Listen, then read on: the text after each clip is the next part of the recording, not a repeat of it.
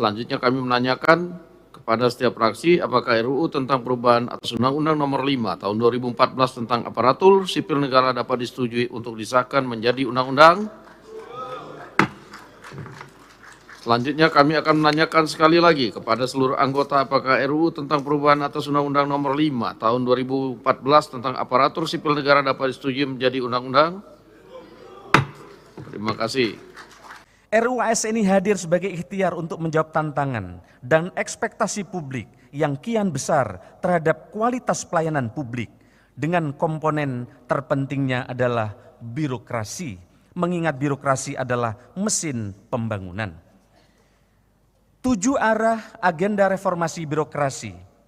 Pada kesempatan yang baik ini di hadapan Ketua, Wakil Ketua, dan anggota DPR yang terhormat, kami mohon izin untuk menyampaikan 7 agenda transformasi ASN yang diusung dalam RUU ASN ini. Pertama, transformasi rekrutmen dan jabatan ASN. Transformasi ini kita rancang untuk menjawab organisasi yang harus lincah dan kolaboratif. Salah satu contohnya adalah rekrutmen ASN. Tidak perlu menunggu 1 atau 2 tahun ketika ada yang pensiun, sehingga ke depan rekrutmen akan lebih cepat dan birokrasi akan lebih responsif. Metode dan tahapan rekrutmen seperti seleksi administrasi, seleksi kompetensi dasar, dan seleksi kompetensi bidang juga tidak diatur secara rigid dalam undang-undang. Hal ini untuk memudahkan kita merekrut tenaga profesional yang telah memiliki pengalaman unggul di bidangnya. Selain itu, rekrutmen ASN harus diselenggarakan mengacu pada prioritas nasional, sehingga ketika negara menjadikan kedaulatan pangan, digitalisasi, hilirisasi, dan antisipasi perubahan iklim sebagai prioritas nasional, maka rekrutmen ASN seharusnya diarahkan untuk instansi-instansi yang menjadi leading sektor terkait hal tersebut, serta untuk daerah-daerah yang menjadi sentra akselerator untuk sektor-sektor tersebut. Saat ini rekrutmen ASN hanya didasarkan pada penetapan kebutuhan yang basisnya adalah analisis jabatan dan analisis beban kerja sesuai dengan bisnis proses saat ini. Padahal saat yang sama kita sedang melakukan penyederhanaan proses bisnis melalui digitalisasi. Hal ini menyebabkan tidak adanya korelasi antara jumlah dan jenis jabatan ASN dengan apa yang menjadi prioritas nasional. Dalam hal penataan jabatan ASN, dilakukan penyederhanaan pengelompokan dan klasifikasi jabatan sehingga lebih lincah untuk mengikuti tantangan dan kebutuhan organisasi. Yang kedua, terkait dengan kemudahan mobilitas talenta nasional. Kemudahan ini kita dedikasikan untuk mengatasi kesenjangan talenta yang selama ini yang masih terpusat di kota-kota besar, sehingga banyak daerah-daerah terpencil kesulitan mendapatkan dokter-dokter hebat, guru-guru hebat, dan juga mendapatkan nakes-nakes yang hebat begitu susah. Mobilitas talenta akan berorientasi Indonesia sentris, sehingga dukungan keberadaan ASN terutama di daerah 3T akan turut mendukung pemerataan pembangunan ekonomi nasional. Fleksibilitas mobilitas talenta ini juga memastikan dengan jelas bahwa PNS yang diangkat menjadi pejabat negara, komisioner atau anggota lembaga non-struktural maupun dalam penugasan ke organisasi dunia tidak kehilangan hak kepegawaiannya selama menjalankan tugas tersebut. Pintu untuk ASN mobile keluar instansi pemerintah seperti di TNI dan Polri atau BUMN. Selama ini TNI Polri banyak masuk ke instansi pemerintah, tapi ASN tidak bisa masuk ke TNI Polri. Tapi dengan undang-undang ini ASN bisa masuk ke TNI Polri. Juga sudah mulai dibuka dengan adanya undang-undang ASN ini. Ini sangat didorong oleh untuk mobile sebagai bentuk pengembangan dirinya. Begitu juga terkait dengan mutasi.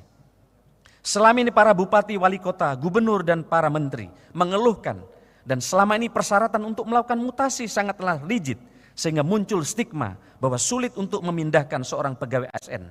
Contohnya untuk memindahkan seorang pejabat pimpinan tinggi membutuhkan waktu paling kurang 2 tahun. Ketiga, soal percepatan pengembangan kompetensi ASN. Pola pengembangan kompetensi ASN tidak lagi klasikal seperti penataran, tetapi mengutamakan experiential learning seperti magang, on the job training yang semuanya menjadi bagian dari upaya untuk meningkatkan kompetensi ASN menuju birokrasi berkelas dunia. Pengembangan kompetensi tidak lagi dimaknai sebagai hak, melainkan suatu kewajiban bagi pegawai ASN. Untuk itu instansi pemerintah wajib memberikan kemudahan akses belajar bagi pegawai ASN. Selama ini kesempatan untuk memperoleh akses pengembangan kompetensi tidaklah merata. Pelaksanaan pengembangan kompetensi juga belum dikaitkan dengan kebutuhan ASN itu sendiri. Terkadang ASN memilih untuk mengikuti diklat apapun hanya untuk menggugurkan syarat minimal 20 jam pelajaran secara klasikal. Keempat, penataan tenaga non-ASN dengan perluasan mekanisme dan skema kerja untuk memastikan 4 prinsip. Pertama, terkait dengan tenaga honorer, tidak ada pemberhentian massal terhadap tenaga non-ASN. Kedua, tidak ada pengurangan pendapatan dari yang diterima tenaga non-ASN saat ini. Ketiga, tidak menimbulkan tambahan beban fiskal yang signifikan. Dan keempat, tetap memenuhi mekanisme yang diatur dalam peraturan perundang-undangan dengan skema nanti yang ditentukan sesuai kesepakatan anggota DPR adalah dengan skema penuh waktu dan paruh waktu. Kelima, terkait dengan reformasi pengelolaan kinerja dan kesejahteraan ASN. Saat ini sebanyak 99% kinerja individu dinyatakan baik dan sangat baik. Karena pimpinan tanda tangan hanya 2 pilihannya. Pegawai di bawahnya baik atau sangat baik. Padahal ini menjadi tantangan bersama untuk menyelaraskan kinerja individu yang sudah baik dengan kinerja organisasi atau instansi. Hal ini yang belum selaras mengingat kita masih mendapati keluhan-keluhan pelayanan publik. Di dalam RUU ASN kita ingin mendorong agar kinerja individu selaras dengan kinerja organisasi sehingga pelayanan publik semakin baik. Dalam undang-undang ini kesejahteraan ASN sangat dikaitkan dengan kinerja ASN yang bersangkutan. Selama ini ASN yang berkinerja mendapatkan tunjangan kinerja sama dengan ASN yang hadir di kantor untuk memenuhi presentasi kehadiran. Hal ini menyebabkan tidak adanya motivasi ASN untuk meningkatkan kinerja.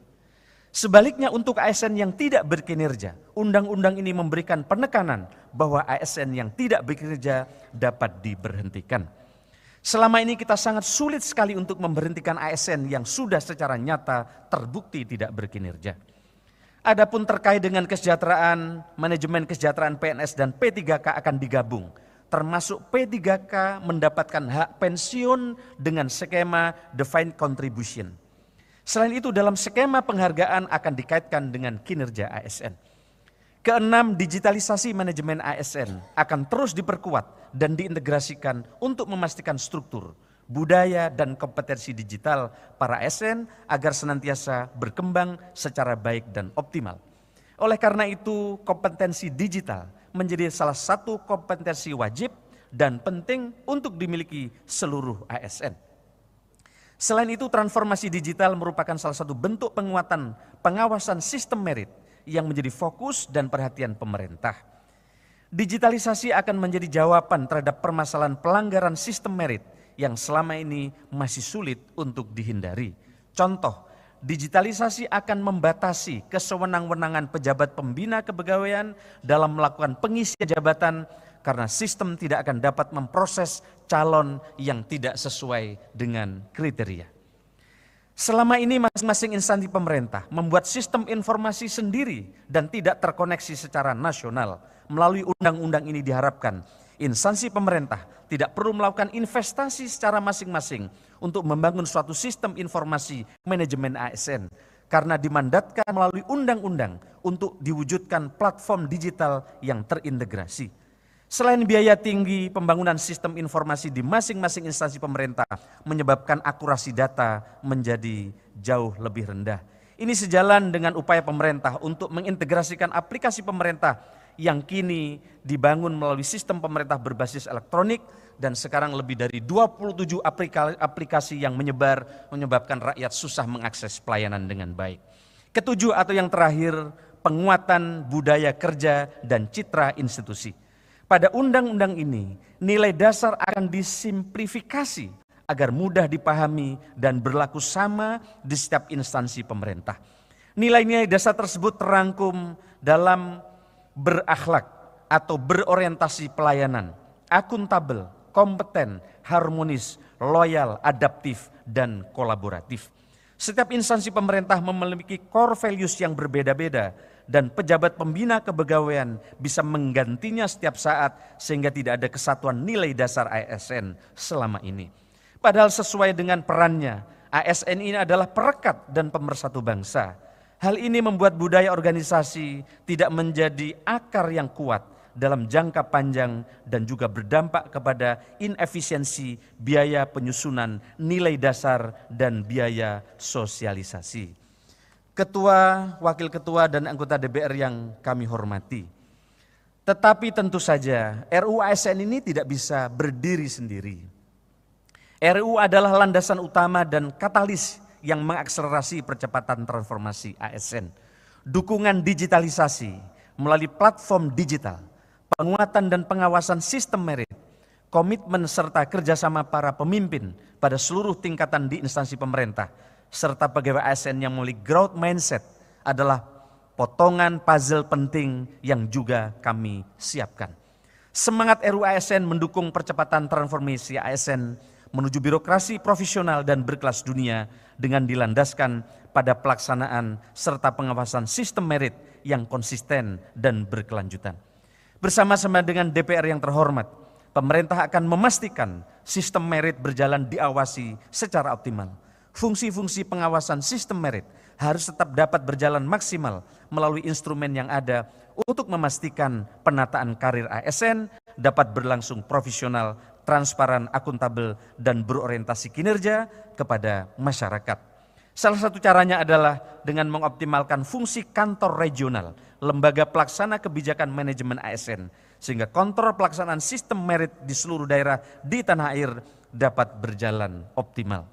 Kemudian pemerintah dengan pengawasan DPR juga akan memperkuat manajemen talenta di setiap instansi pemerintah dan mengelolanya di dalam platform digital untuk memastikan proses yang berjalan agar lebih transparan dan akuntabel. Ketua, wakil ketua, dan anggota DPR yang kami hormati, demikianlah pendapat akhir terhadap rancangan undang-undang tentang aparatur sipil negara dari pemerintah. Pemerintah mengucapkan terima kasih kepada pimpinan dan seluruh anggota Komisi 2 DPR RI yang telah berperan aktif dalam rangkaian pembahasan rancangan undang-undang tentang aparatur sipil negara ini. Tepuk tangan saya kira buat teman-teman anggota Komisi 2 yang telah bekerja keras. Kami sampaikan juga terima kasih kepada seluruh anggota Dewan yang terhormat yang hadir pada kesempatan ini. Semoga upaya kita untuk mewujudkan ASN yang profesional dan berkelas dunia dapat memberikan dampak pada terwujudnya pelayanan publik yang lebih baik dan masyarakat yang semakin sejahtera. Kiranya ikhtiar kita semua diridhoi oleh Allah Subhanahu wa Ta'ala. Balonku ada 4, ku pegang erat-erat. Terima kasih DPR yang terhormat, legislasi hebat untuk kepentingan rakyat. Tahu bulat digoreng dadakan, nikmat rasanya hanya 500-an. Kepada Bapak Ibu semua terima kasih kami ucapkan. RUU ASN kini telah resmi disahkan. Sekian terima kasih, kurang lebihnya saya mohon maaf. Selamat siang, Santi Santi Santi Namo Buddhaya, salam kebajikan. Wallahul muwaffiq ila aqwamit thoriq. Wassalamualaikum warahmatullahi wabarakatuh.